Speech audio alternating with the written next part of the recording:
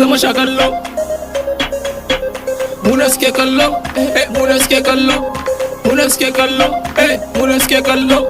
Mun zama sha kallo, mun zama sha kallo.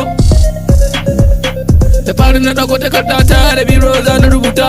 Abokina ya kira ni ya ce mun lalle zan yi wata. Waka mai fahimta ce ke yin ta babu mutum ta. Kuma ka je kayo ta babu abin duba a cikinta.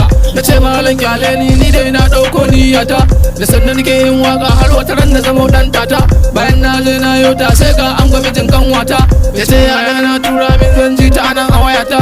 Da sannan ina yin waka sai ga kira a wayana. Masoyana na tara in na buga ta suna ta yabata. Mun zama sha kallo, mun zama sha kallo. Mun zama sha kallo, mun zama sha kallo. Mun zama sha kallo,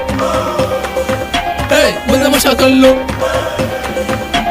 Mun zama sha kallo, mun zama sha kallo. Mun zama sha kallo.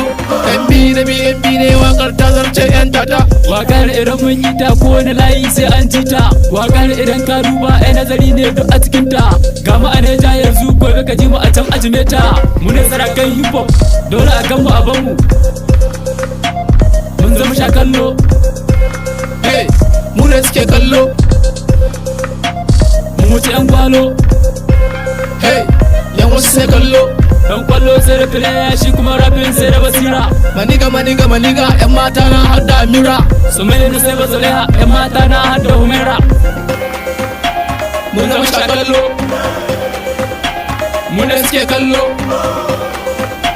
Mu wuce yan gwalo.